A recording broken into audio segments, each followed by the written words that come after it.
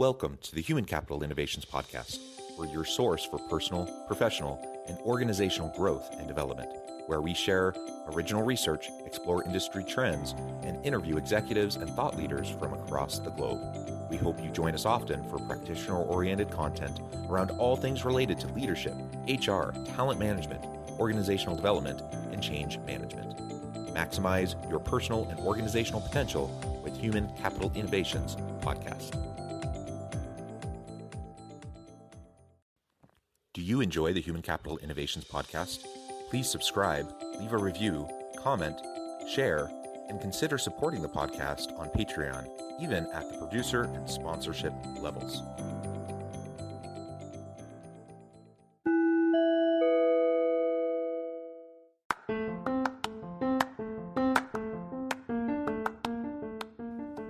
Welcome to the Human Capital Innovations Podcast.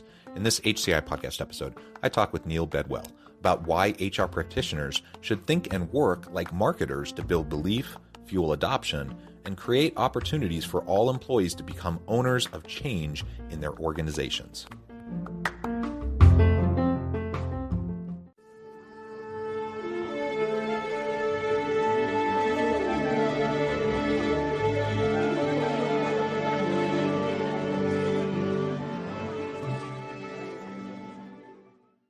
Neil Bedwell, welcome to the Human Capital Innovations Podcast. Hey, John, good to be with you. It is great to be with you. You're joining us from Atlanta, Georgia. I'm south of Salt Lake City in Utah. And today we're going to be talking about a really fascinating topic. As we were preparing for this interview and you shared some potential questions with me, I was looking through and thinking through them, and this is the one that really stuck out. Why HR practitioners should think and work like marketers to build belief, fuel adoption, and create opportunities for all employees to become owners of change in their organizations. Now, that's a big, long question. It has so many different components that we're going to dissect and pull apart, but that just really spoke to me. I really like the change management piece. I like the personal ownership piece. I like thinking about strategic marketing, thinking of ourselves as strategic marketers and functioning in HR in a way that will be effective and impactful. All of that, I think, is so important in the modern HR and leadership space. So this is what we're going to be exploring together today. As we get started, I wanted to share Neil's bio with everybody. Neil Bedwell is a partner and president at Local, a change marketing consultancy, building culture, employee experience, and internal communication programs for some of the world's best companies. Neil is a strategic marketing leader with 20 years experience on both agency and client side, running work, teams, and businesses in London, Amsterdam, and San Francisco. Now a reformed marketer, Neil and the Local team bring consumer-grade agency craft to internal audiences to deliver meaningful organizational change at a wide variety of Fortune 500 companies, including Capital One, Coca-Cola, Republic Services, UPS, P&G, Kaiser Permanente, and others. Before co-founding Local, Neil led digital strategy and content for Coca-Cola's global content excellence group. His work included leadership of the digital program for the 2014 FIFA World Cup in Brazil, developing new ways to create and publish content in real time across multiple social channels, and managing global digital agency relationships. Fascinating. We could go on and on. I'm going to pause there and give you a chance to share with listeners anything else about yourself, your story, your background, as it might contribute to the context for the conversation. Oh, I love it. Well, you got my life story there and some good flashbacks, not least if there are any soccer fans listening, how well the US did in 2014 in Brazil and how badly the English did, and so I was a USA fan longer than I was an England fan down there, but incredible experience. I was only going to just pick up on one thing you said. A buddy of mine, when I was explaining, what I do now versus what I've done my whole career, is like, oh, so you're like a reformed marketer. It's like you've come through the program and you've popped out the other side, and you're, I guess I still am a marketing guy. We have a slightly different lens on how you think and apply marketing. So this is a humans at work focused podcast that you're on, John. And I'm a marketing guy showing up like a ringer but I'd love to talk about how, marketing is not a vertical discipline, but a horizontal set of skills. I want to call it a mindset, honestly, that everybody should take on. So if I could leave one thing after all this time spent in all those places that you just mentioned, it would be to try and reframe how people think about marketing. So it's interesting because I take the exact same kind of approach to HR.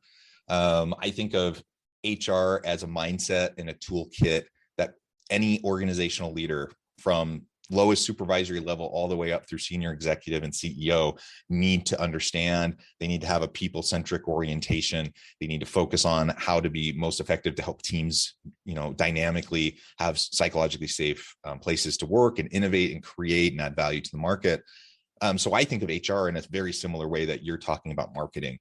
And what the nice thing about that is when we start to talk about mindsets and skill sets, that then they're not siloed and they're transferable, and they can really get enmeshed across the different kind of traditional functional areas that we often talk about in business, so that we can leverage, our capabilities for more impact. And that's, as I think of myself as an HR person or as a leader, I think, one of my weaknesses, frankly, is marketing, PR, sales. Like those are all things I wish I did better. And I fully recognize that for me to be the most impactful leader I can be, I need to be better in those areas, and I need to develop myself in those areas. So as much as I feel like I'm very competent and capable in the HR people-centered space, let's bring in the marketing mindset. And that's only going to help me be more effective. It's going to help me speak the language that other people are going to hear. That's going to help me to accomplish what I want to accomplish for the organization, for my team, for me in my career, in my own development. Right. Well, if you'll take a compliment first off, as a listener to HCI, you are doing pretty good. There's Thank you. Some marketing chops to this, so don't beat yourself up too much. But so I've been known to get on my soapbox and pitch kind of an idea around this, that in the future, the next companies that lead and change industries need to think about not the marketing team and the HR team, but a team that I call humanity. Because think about this, right? You already said this. There is a group inside every organization that looks after a group of human beings that we call customers. This is the marketing team. And we spend I've been doing this for 20 years. We spend every minute of our time thinking about that group of people and how we might find a meaningful place in their busy lives, no matter whether we're selling soda or cars or, airline tickets. And then there's another group of people inside the same organization who are looking after another body. They just happen to be called employees, but they're still human beings. They still have the same motivations. They're still the same emotional or logical, creative, fantastic individuals. Yet we treat them entirely differently. We seek to manage them as resources. Don't get me started on the term HR. But we don't apply the same level of care that we do to the people on the outside. But they're the same people. Your employees are your customers, and your customers are your employees. They respond to almost all of the same thing. So the idea of this one group that thinks about the people on the outside and the people on the inside together actually makes kind of good sense. I mean, think of it this way. Somebody told me, and I wish I had the stat for this. Maybe I can find it for you guys to give the backup. But as a long-time advertising guy, you have to come to the realization that what I do as an advertising guy in my past life is no longer the greatest driver of brand value. Customer service is the greatest driver of brand value right now. And to give you a sense of what brand value is, if you're not familiar with it, it's the intangible value created by my association, relationship, connection to, your brand, your name, the position you hold in the world. When I worked at Coca-Cola, the market cap of Coca-Cola, 44% of its entire value was brand. So 44% of its potential to generate income comes from this this intangible thing that lives out there, sort of in the hearts and minds of the audience. That's where brand lives. It doesn't exist tangibly. It lives in my heart. So if you take the greatest driver of brand value being customer service, who delivers customer service? The employees. So good employee experience, which is often created by HR teams, drives customer service, customer experience. EX drives CX. And actually, it's kind of an infinity loop. It's like an engine. The more you put into EX, the more you get out of CX, which generates more revenue, more growth, which allows you to develop better employee experiences and have more employees. And then round and round it goes. Why isn't that one team? Why isn't that one group of people working on that human engine rather than two groups that really sit at two different ends of the building? That human engine. I love that. And when I talk about people-centric organizations, some people use that terminology to talk about an HR mentality and framework around the employee experience. I actually mean exactly what you're saying. When I talk about a people-centric organization, I'm talking about internal and external, all stakeholders in the organization. You have a human approach. You have a people-centered approach. And that's exactly what you just described. Let's do that more, because like you said, the research is very, very clear on this. I've done a good amount of research in this space myself as an academic. Better employee experience, more engaged, more satisfied employees, that leads to much higher levels of customer loyalty and retention and customer satisfaction, right? And so as you do that, it's increasing the bottom line. It's just one of those metrics that if you focus on employee experience, it's going to increase the bottom line. It's not just warm, fuzzy, fluffy HR stuff. It's actually going to make a measurable difference. And that's just one metric, how it's impacting the customer experience. But you also then talk about employer brand. So you talked about branding on the consumer side, but talk about it in terms of the employee side. An employer brand is really important, especially in this day and age where companies are struggling to find good talent. There's certain industries already, in particular in technology areas, STEM fields, and those sorts of things, that they've been struggling for a long time to get good people. And now you put on top of that the Great Resignation and so many people leaving and looking for other opportunities. You better have a good value proposition to bring new good employees, qualified employees into your organization if you hope to have a good team. And then when they get there, they better have a really good experience. Otherwise, they're going to leave and they're going to go somewhere else. So what better way to, increase customer loyalty, retention, and satisfaction, which will drive sales and revenue, lower turnover related costs. It's a win-win, right? And yet we still tend to have these separate silos. They don't really talk to each other that much, even though the goal is ultimately the same thing.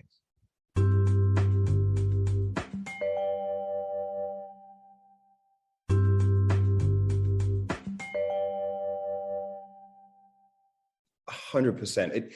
The problem I see is that you're absolutely right. EX drives CX, CX drives, eventually drives growth. But they're not, those metrics and measurements are not hardwired. And actually what you need, we've got to bring the CFO into our little humanity group here, and maybe the COO. Yeah, it's going to be busy, but that wiring has not yet been made, but I believe it will be. I believe that the big disruptive businesses, in the next decade or even less, are going to wire that through and recognize that, the main reason people are leaving companies is not pay. It's because they don't feel valued. It's because they don't feel respected. They don't feel like they're making an impact. You can wire that so that you are connected to the results of your labors. And we want to feel that when we spend half our waking lives doing this thing called work, most of us. And when you put something in, that you want to see what comes out the other end, and to know that when you put more in, more comes out. And it doesn't have to be money, but it can be impact. And then, the joy and the fun and the experience that I have at work, which means that I'm maybe want to put more in. I mean, I'm pulling stats from different places during the conversation. You probably heard this one, but Gallup every year, and even with the last 2 years, and we don't need to go down that pathway. Everybody knows what that was like. The numbers have been pretty consistent. So around 2/3 of working adults are disengaged, unhappy at work. Actively disengaged. Actively disengaged. And, I always talk about it's very sad to see someone unhappy, particularly with something they spend so much time doing. But the cost of that misery, what you're talking about, the untapped potential, the unmet growth, because you didn't invest in those human beings. HR is a cost. It should be seen as an investment. Humans. The same way that marketing can be treated as a cost as opposed to and I'll add to that. So sometimes people bristle to this terminology, and I don't mean to. You'll hear what I mean in just a second as I say it. I don't mean to diminish people. Humans are individual, people that deserve honor, respect. They need to be treated well. But if we stop for a second and just simple bottom line approach to all of this. And if we're trying to think of HR not as a cost center, but as an investment opportunity into the people asset. So if I think of my people as capital or as an asset, now I don't want to dehumanize, and I understand that, but just let's talk about it for the bottom line component to this for a moment. People as an asset or people as capital within an organization. Think about all the other forms of capital or assets that companies utilize to add value to the market. We have financial capital, we have plant equipment, property, we have intellectual property, we have, all these different forms, right? We have financial capital, of course, and we have the human capital, we have the human asset. Now think about a piece of equipment, heavy machinery, say you're in a factory. If you are paying millions of dollars for this piece of equipment, I guarantee that you're going to be investing in maintenance and upkeep of that equipment, right? To operate it, to keep it up to date, to add new elements to it over time, to do upgrades, maintenance, all of that. You're going to invest a lot to make sure that that still functions. And you can say the same thing about any other form of asset or capital. So let's think about that now in terms of the human capital or the human asset. If we're willing to put so much investment into the sustainability and maintenance of a piece of equipment, why in the world would we not be willing to invest a fraction of that cost for maintenance into the people of the organization that are ultimately the ones that are adding value, the ones that are creating and innovating and interfacing with the customers? It's insanity in my mind that companies aren't more willing to invest and to take an investment approach and mentality towards the HR function. Yet, in many organizations, especially in times of recession or whatever, that's the first thing that they cut is they scale back. And instead of leaning into the investment and development of their people, which are going to help them ride out the storm, they end up shortchanging them. And like you said, people, most people aren't leaving because of money per se. They're leaving for a variety of other reasons that we can build into the employee experience and help people have more meaningful and engaging types of jobs with meaning and purpose. But when you're actively uninvesting or disinvesting in your people and undermining their sense of perceived value in the organization, regardless of whatever the pay actually is, that is going to be a big driver for people to leave. People want to be seen, they want to be heard, they want to feel valued. And if they know that the organization doesn't see them as worthy of maintenance, investment, upskilling, reskilling, etc., then of course people are going to be looking for other opportunities, because this is just going to be one step in their long career journey. Totally. I mean, let's follow that thing through with, think about the piece of machinery and then the piece of humanity, right? This individual. A person at work is the only asset, to follow that through, that is where the expectation is that it services itself, that it looks after itself, that it updates itself, that it arrives each day as fresh as it did the day before, with no real maintenance, right? So now we're incredible creatures, we can do that, but there's a limit. So here's where I think the problem is. It's something I call the assumption problem, and I think that traditionally minded leaders think they are over-investing, think they are overspending on this human asset. It's called a paycheck. And I give you this money, therefore you do all the things. And I think that the Great Resignation, there's untold amounts of material on that. I've been sort of talking about the Great Reawakening. It's like we used to know that we used to know how to care for people. I don't know. You mentioned sort of people-centric organizations. The word company comes from the Latin and through French, and I'm sort of paraphrasing this to make it easy. It basically means the communion around bread. We came together, we made bread together, we all shared in it. We don't come together to make things to share in it anymore. We come together to get a paycheck, to make things for others' gain. Like, we've been disconnected from what a company is. A company doesn't employ people, a company is people. And so if you take that mindset, maybe you'll come at this a slightly different way. Maybe you'll start to recognize that those assets that basically make up what your company is, and they are by far and away the most valuable things, need looking after, that they can't just kind of, you just got to set them loose and expect them to refresh every day and come in, updated and ready to go. But the assumption problem is that because I pay you, therefore you will, ... You will care. You will bring your whole self. You will be effective and efficient and productive. You will bring passion. You will bring energy. I think that if we can this reawakening, this reframing is a paycheck equals attendance. You bought my time. You've bought so I show up, right? I'd show up at the depot. I show up at the office, or I show up on this little video window that we've all become very familiar with. Everything else after that needs to be earned. And if I can bring this back to the marketing mindset, marketing is about earning attention, earning passion, earning belief, earning caring. And as a marketer, we are taught from day one a very simple mantra to carry in your head as you walk along your working life.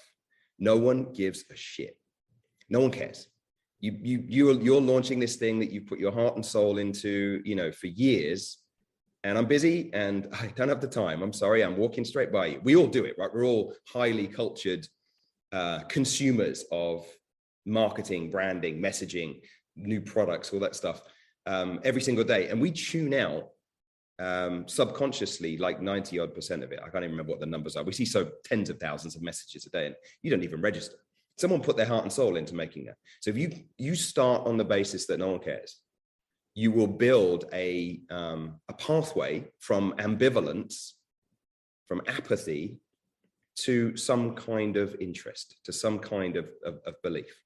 What if we started with our employees the same way? No one cares. I mean, we already said that 60% are actively disengaged. The data says they don't care. So when you're asking them to do something, start with that apathy and then build to empathy over time. I think where the traditional leadership mistake in this assumption problem is we start with empathy and then what we want is deep advocacy from there, deep participation. Yeah. I already got you. How much are you going to do for me? Versus I need to win you and then inspire you, guide you, care for you in order that you do the things that are going to help me as a leader. Yeah, and it's not a one-time winning over, right? This is an ongoing thing. Yes.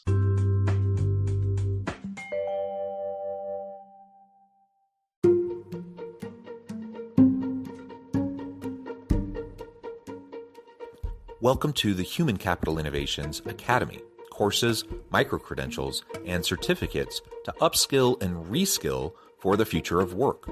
All HCI Academy courses, micro-credentials, and certificates are designed, developed, and delivered by award-winning and internationally renowned scholars, educators, thought leaders, executives, and practitioners.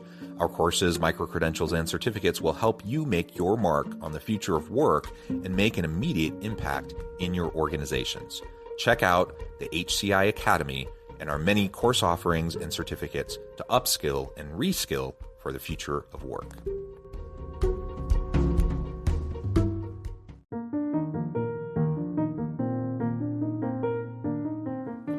Check out our new weekly LinkedIn newsletter, Alchemizing Human Capital, exploring industry trends via original research and interviews with executives and thought leaders from across the globe.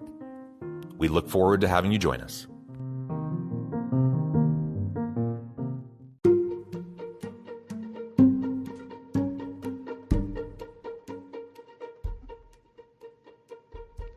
check out Human Capital Innovations magazine, Human Capital Leadership. Human Capital Leadership is a free, interactive e-magazine with the mission to help individuals, leaders, and organizations find innovative approaches to maximize their human capital potential. We publish issues quarterly in August, November, February, and May. Take a look at the latest issue and let us know what you think.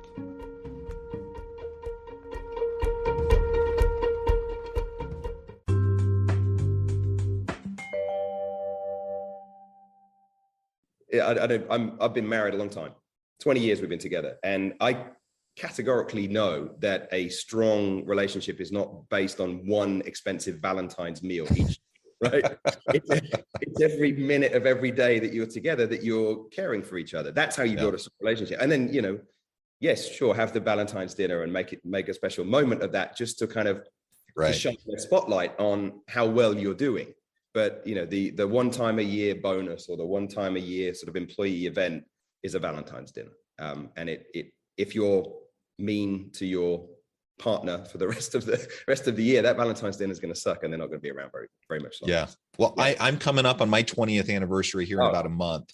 So we're in the same boat there. Now, absolutely. And you mentioned a minute ago about, this old school mindset of I'm investing in you because I'm paying you. So it's like the old approach to owning the means of production, right? If we're going to go back in time and talk about economic theory, and that served its purpose for a time in a season, but we're in a totally different kind of an economy. We're in a knowledge economy. We need people who cannot just go and be a cog in a machine, to work on the assembly line. We need people who can be creative and energized and innovative and build upon their human capacity to make connection with other people.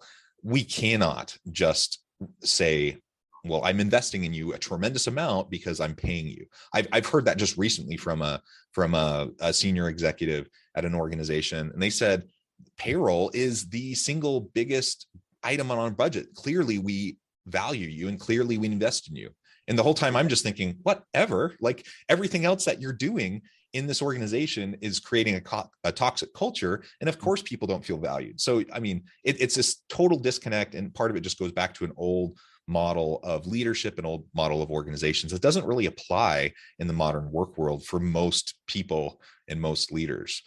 Last thing that I wanted to comment on real quick is, what can I do? So I'm trying to take ownership over my own career. Hopefully, my organization is progressive this way, and we have HR and marketing mindsets, and we have branding mindsets around employee experience and customer experience and the integration of all of that. How can I own this for myself, recognizing that I can't necessarily assume that my employer is going to do it for me, to make sure that I'm finding meaning and purpose and driving change within my sphere of influence?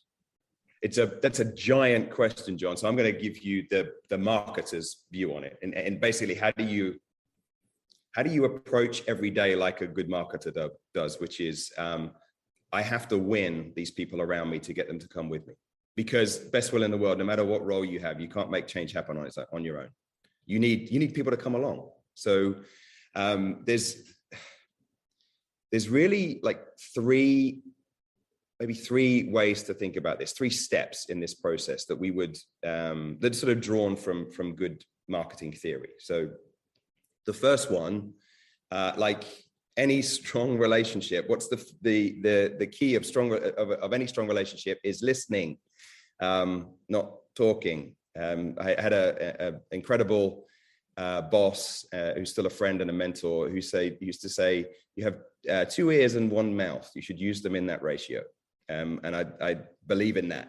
So the first thing that you are doing is spending time with other people to understand their points of view. Every single person in your organization is an individual, and they have they probably have the answers to every question that any company would ask exists within the workforce if you actually just spent the time to go and ask. So actually getting out there and listening and understanding, taking a time to, it sounds like a cliche, but to walk in somebody else's shoes to understand what it's like. Oftentimes the people you're trying to bring along on the journey of change don't know what you do, and you don't know what they do. You don't really know how they spend their time. You meet only in a shared environment like a workshop or an interview or company meeting. for the rest of the time, you're doing things incredibly different. So that would be step one. We would sort of talk about that as insight. It's like a way of getting people to getting you to understand how somebody else sort of lives. And I would, if asked, what's the one thing a leader can do? I always say, listen. I will say, just take your time to go and listen to everyone. Have 100 conversations. I know it takes time, but you're going to be so much smarter and more rounded in the decision making if you can have those points of view in your head as you do that. The second piece what you're trying to do first is to win over somebody emotionally. We are emotional creatures. We don't respond well to information or instruction. You may have experienced this in your life. I don't know if you're a parent. I am, and kids don't respond well to information either. They need to be inspired, and so when you have to win someone emotionally before you then can sort of, if you like, instruct them rationally. So we use storytelling. One of the biggest sort of wins we've had in the work that we do is surfacing stories of other people inside organizations to inspire other employees. People follow people, not policy, is a good sort of takeaway there. So building stories that inspire and winning emotions first. And then when you get into sort of more of the practical side of it, I think what we're trying to do here is not just train someone, because in how to do a new thing, but to embed that new thing into their daily working life. I often think about training like a vacation, right? So you can go have this incredible training experience, but when you come back home, your house is still the same and the washing still needs to get done. And it's like, well, that was great. Anyway, back to normal. When we're working with leaders and they do a town hall or there's some kind of like employee experience, it's like, but that is just one moment. You have to then embed this into the daily working lives of everybody that you're working with, everybody that works for you. You said something interesting about how a lot of HR practices are, antiquated based on a different way of working. I think what's happening today is, yes, we still have a lot of roles out there that require repetition, but we're asking people to do more than just repeat. So we take a delivery driver for one of the big carriers. We're asking them also to build relationships with their customers in the moments that they have as they drop. That's a new thing. We're asking people to be creative. We're asking people to improve your area of work. It's not just turn up, press buttons, or move something from A to B. We're asking you to make the company better. And so I think you have to embed those behaviors into their day and help them understand, if you do that, what they get back. If you invest that time, if you make that step, this is what comes back to you, mostly in impact. Not asking everyone to suddenly become a profit share recipient of organizational growth, but in terms of the way in which you have your job, your day has meaning, to come back to that disengagement point from before. So listen, tell stories, and then build change into daily life, into daily routines. And you want more on that, read Atomic Habits by John, or The Power of Habit by Charles Duhigg, and some incredible examples in there of really how change really sticks, as opposed to how training gives you a moment of something different. Yeah. Well, Neil, this has been a fascinating conversation. We're going to have to leave it there for now, but we could go on and on and on. I imagine we could talk about this all day long. Before we close for today, though, I just wanted to give you a chance to share with listeners how they can get connected with you, find out more about your work, and then give us a final word on the topic for today. Love to. So the company is local. We're based down here in Atlanta, but we work with some of the biggest and best companies around the world. We're in across the country in all different kind of industries. So we're very much interested in cultural challenges and change problems that feel complex. I myself and my team like cultural complexity and enjoy trying to find pathways through that. If I have a pitch, if you like, to the greater,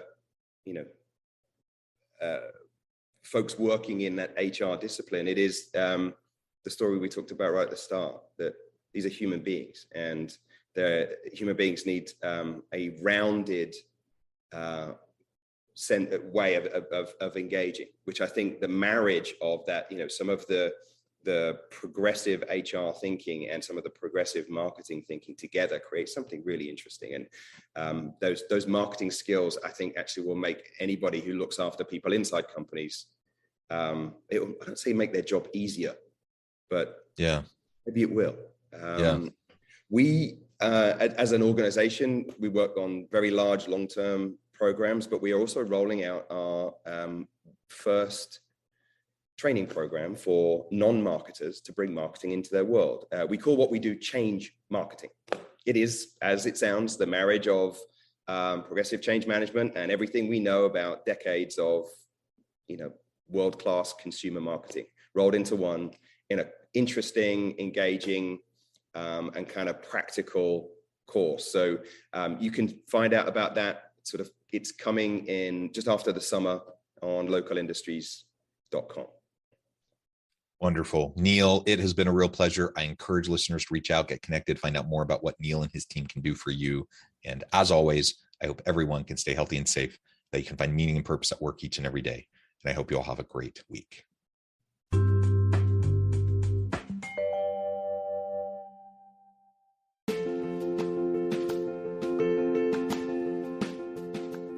Check out my new book, The Future Leader, Creating and Transforming Next-Gen Organizations. Stemming from 2 decades of professional experience and over 600 in-depth interviews with executives, thought leaders, and scholars from across the globe, The Future Leader will help you explore the ordinary, everyday actions that will help you to prepare to lead in the future of work, to respond to an uncertain future, and to produce extraordinary results for individuals, teams, and organizations.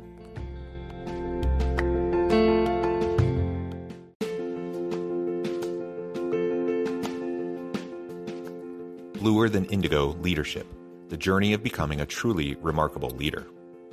Early in my adult life, I learned about an Asian proverb that translates as bluer than indigo. If you think about the color indigo, it is a brilliant, deep, and vibrant blue, what some would call the bluest of blues. To have something that is bluer than indigo is rare and truly remarkable. Contrary to popular myth, there is no one-size-fits-all or cookie-cutter approach to effective leadership. There is no silver bullet, no secret sauce, no go-to model that will solve all of your problems. The truth is, great leaders have all had their unique strengths and flaws, and have all had to discover and then pave their own distinctive path in their life's journey to fulfill their leadership potential. Bluer Than Indigo Leadership will help you discover your own path and explore those ordinary, everyday actions that will help you respond to an uncertain future and produce extraordinary results for individuals, teams, and organizations.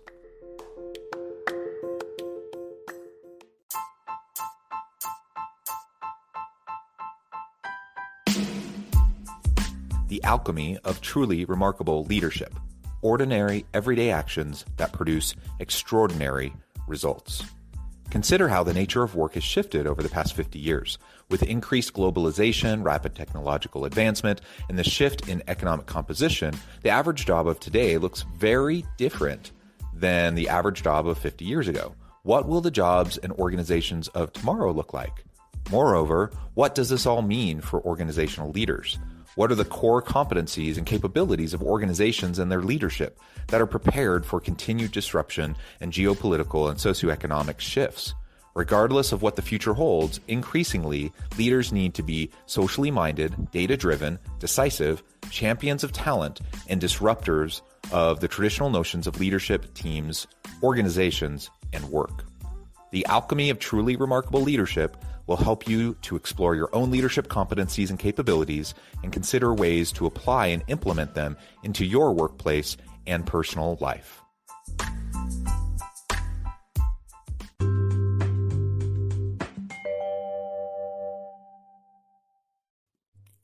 Thanks again for joining us for this episode of the Human Capital Innovations Podcast. I hope you stay healthy and safe and that you have a great week.